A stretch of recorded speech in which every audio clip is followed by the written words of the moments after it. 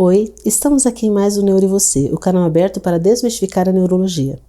Temos mais uma vez o prazer de ter aqui conosco o Dr. Rodrigo Ábido, psiquiatra infantil, que fez a gentileza de vir aqui falar conosco sobre alguns temas interessantes. Eu quero, Dr. Rodrigo, que você comece falando sobre o que é o toque e se acontece na infância. Tudo bom, Elina? Obrigado por me convidar para estar presente aqui no portal. Agora em 2022, vamos falar de um tema que a gente não conversou ainda, que é o toque, que é o transtorno obsessivo compulsivo. Ele é um transtorno de ansiedade, né, que ele é tão cheio de particularidades pelas questões de obsessão, que são os pensamentos intrusivos que não saem da cabeça, e das compulsões, que são os movimentos repetitivos, que ele chega a fazer parte de um grupo específico de transtornos ansiosos, né? E eles acontecem na infância, sim. Podem começar na infância. O que é interessante é que isso na psiquiatria do adulto, a gente começou a perceber que quando chega lá no consultório do psiquiatra, as pessoas já têm o toque há cerca de 10, 15 anos, ou seja, começou na infância e na adolescência, né? E gera sofrimento. Gera sofrimento. Isso é uma das principais características do toque, é gerar angústia, gerar sofrimento. Mas como tudo que acontece na infância, pode ser que a criança, no início disso, não tenha a percepção desse sofrimento, o insight, né? O que dificulta um pouco o diagnóstico, e na infância isso possa ser subdiagnosticado. Muitas vezes as mães chegam e falam assim, olha, ele, principalmente criança pequena, 3, 4, 5 anos, ele pega uma coisa e fala só nisso o dia inteiro.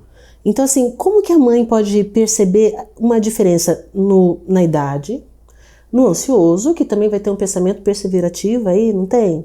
E o toque? Como é que pode, assim, umas pequenas dicas para essa mãe? Então o primeiro ponto que a gente tem que saber, né, é que existem algumas questões que são normais, alguns comportamentos são normais durante o desenvolvimento infantil.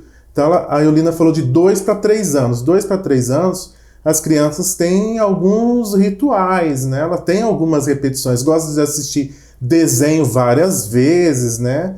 É a época da galinha pintadinha, da Peppa, tem rituais para dormir. Um pouquinho mais para frente, lá pelo 5, tem as brincadeiras com regra, então gosta de fazer aquilo sempre do mesmo jeito. Lá pelo 7, 8, as coleções, então começa a colecionar objetos, coisas. Então parece que sempre em alguma época durante o curso do desenvolvimento da infância e depois lá na adolescência, existem alguns comportamentos que lembram obsessões. O que vai fazer a família, né, ou os professores desconfiarem assim, é a persistência ou a intensidade desses fenômenos obsessivoides, né, ou compulsivos, o grau dessa repetição, essa insistência. Se isso está atrapalhando a rotina da criança, isso é um sinal de alerta para levar para uma avaliação. Pode ser com o neuropediatra, pode ser com o psiquiatra de criança, pode ser uma psicóloga, né? A porta de entrada para avaliação pode ser várias, mas acho que isso é um sinal de alerta para a gente perceber. Outra questão, os transtornos obsessivo-compulsivos, a idade de início, geralmente lá por 9, 12 anos, tá? Então vai ser um pouco mais para frente. Em menino, pode começar um pouco mais cedo? Pode. Às vezes relacionado aos transtornos de tique, então pode começar lá pelo 7. Então já exclui isso que ela estava perguntando, de 2 para 3 anos. 2 para 3 anos eu vou pensar nos transtornos do espectro do autismo. Então pode acontecer desses comportamentos que lembra toque, na verdade, ser um transtorno invasivo do desenvolvimento. Então, isso que a gente tem que prestar atenção. E outros transtornos invasivos, por exemplo, tem algumas crianças TDAH, transtorno de déficit de atenção com hiperatividade, que elas são muito obsessivas, assim, compulsivas. Então, na infância a gente pode tudo, né? Só que o diagnóstico é simples, é fácil. Porque se fosse tão fácil assim, então toda criança ia ter pelo menos meia dúzia de diagnóstico. né? A gente tem que fazer uma observação detalhada da criança. Às vezes a gente vai no consultório um dia, você jura que a criança tem tal diagnóstico, e às vezes numa reavaliação você vê que não é bem assim, né? Mas o nosso alerta aqui de trazer esse tema para vocês é da relevância dos transtornos obsessivo-compulsivos e do subdiagnóstico que existe na infância e da dificuldade de se fazer o tratamento. São tratamentos assim, que são mais difíceis de fazer do que de um transtorno depressivo ou de um transtorno ansioso. São mais difíceis de se fazer o tratamento. E também podem acontecer associados com outros diagnósticos, transtornos de ansiedade, transtornos depressivos. E tique? Fala um pouquinho sobre tique. O tique, na verdade, quem deveria estar falando é a neurologista, né? Não, vamos ver uma outra avaliação, um olhar psiquiátrico. O tique, na verdade, é um sintoma neurológico, é uma alteração de uma região do cérebro, lá que são os núcleos da base. Depois a Mariolina vai dar uma aula para vocês de neuroanatomia e neurofisiologia, mas o que é interessante do tique é que ele também faz parte do grupo dos movimentos repetitivos, assim como as compulsões e assim como as estereotipias do autista, mas o tique, quando foi descrito a primeira vez, pensaram que era algo epilético, porque ele é explosivo, ele vem de forma inesperada, né? E o tique, esse movimento explosivo, ele é involuntário, na verdade, ele pode ser motor, né, simples, como piscar o olho, franzir o nariz, um som, né, da boca, alguma coisa assim, mexer o ombro. O que é interessante é que aí pode ser vocal, pode ser palavras também. O que é interessante é que ele segue um caminho que é fisiológico. Então ele vem de cima para baixo, ele se instala do cume, né, para baixo, né? Sempre assim, o tique. E ele vem dos mais simples para os mais complexos. E é muito comum esse fenômeno na infância.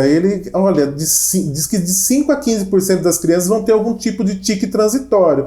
O transitório é algo que dura de 3 meses a 6 meses. Então, vai ter e vai passar, né?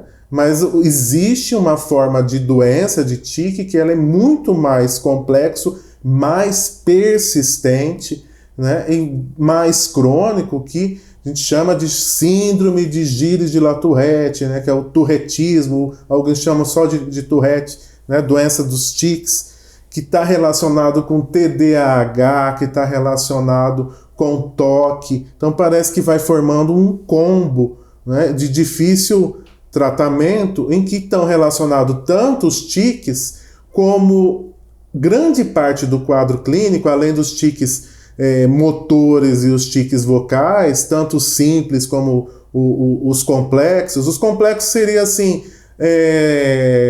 pensamentos, imagens, ir para frente e para trás, assim, não é você só tossir, é você fazer algum movimento, andar até tal lugar e voltar, né? Então são atos mais complexos assim de se realizar, né? De planejar para o cérebro. Mas assim, estão muito associados com pensamentos obsessivos, né? Como tocar, alguns têm vontade de tocar alguém, né? Isso pode causar confusão. E é dessa doença que às vezes você vê em filme e tudo, que a pessoa fala palavrão e tudo, e na prática não é bem assim, né? Verdade. Eu conheci até uma senhora que falava assim que toda criança que fala palavrão tem essa doença, né? Meu Deus. Antes fosse, né, gente? Antes fosse. Seria fácil diagnosticar, então. Mas aí é isso. E a questão do tique, né, ou da doença dos tiques, é que ela pode estar associada praticamente com qualquer transtorno psiquiátrico ou neurológico, né? E existe um subdiagnóstico que é sempre de origem neurológica, né? Sim. Isso que é o interessante. E na verdade, muitas vezes os tiques são difíceis de fazer o diagnóstico diferencial com uma epilepsia, porque nem todo epilético desmaia, né? Então, muitas vezes, principalmente esses mais elaborados que você falou, que o indivíduo está sentado, vai lá, bate a mão na parede, volta, senta, como se fosse um ritual. Pode ser um tipo de crise convulsiva, sim. E o diferencial entra um bom eletroencefalograma. Então, esse exame consegue, no caso do tique, vai ser normal, e no caso de uma crise convulsiva, o indivíduo vai ter alteração eletroencefalográfica. E é claro, a anamnese, a clínica é fundamental, né?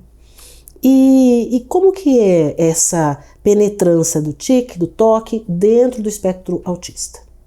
Então, aí a gente está falando da questão da genética, né, e da epigenética. O que é a epigenética? Na verdade, todos nós temos os nossos genes para os transtornos mentais, é que quando ele é pulverizado nas nossas famílias, não quer dizer que, por exemplo, na minha família tem um caso de TDAH, não quer dizer que o meu irmão vai ter TDAH. Às vezes o meu irmão vai ter toque.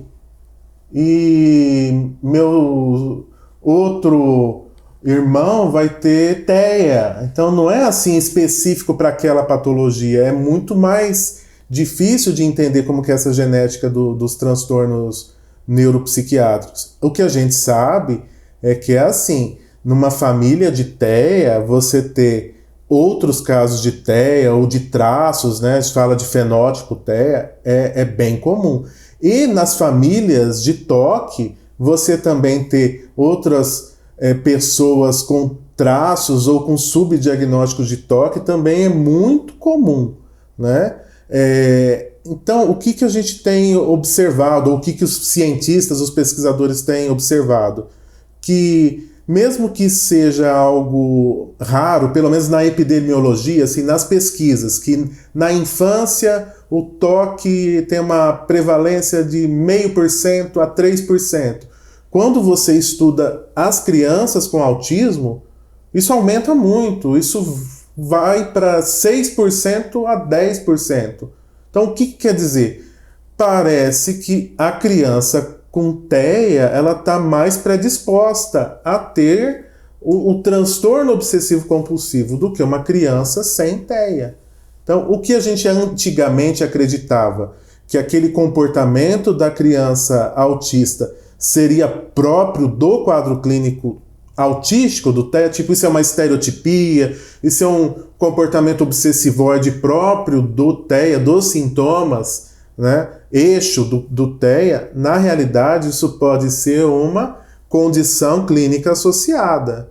Então, uma comorbidade. Uma comorbidade. Por exemplo, os pesquisadores dizem que mais de 80% dos casos de TEA, né, dessas crianças e adolescentes, também tem algum tipo de transtorno de ansiedade. Acho muito, né? E dentro disso vai ter também os transtornos obsessivo-compulsivos, tá? Então é essa ligação que existe e aí dificulta mais o diagnóstico.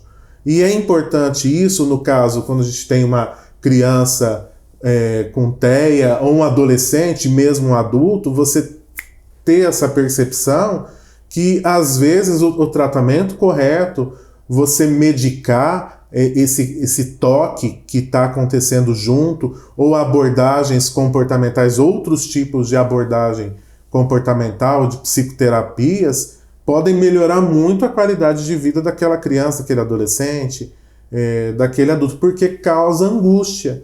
E existe uma dificuldade da gente de saber, isso é uma estereotipia? Esse movimento repetitivo, ele é autorregulatório? Ele está fazendo só para... É um reforçador automático do comportamento, né? Quando a gente estuda lá a análise do comportamento. Ou não, isso é para aliviar uma angústia, algo do espectro obsessivo-compulsivo. Não sei, então vale a pena a gente pensar também nessas possibilidades, aí quando se fala aí no encontro do TEA com o toque, né? A gente já sabe que pode existir do TEA com os quadros psicóticos, né, com esquizofrenia. Nasceu assim, né? Era da esquizofrenia, aí separaram. Aí juntaram de novo. Então, gente, é tudo caso a caso. É o que for melhor para o nosso paciente, né? Para melhorar a qualidade de vida deles, né? Claro. Então, para vocês verem a importância da psiquiatria infantil, né? Assuntos muito complexos, diagnósticos difíceis. Tem que ter alguém muito especializado e interessado no estudo, no tratamento desses indivíduos. Olha, agradeço a sua presença e espero vê-lo mais vezes aqui esse ano. A você que nos assiste, muito obrigada.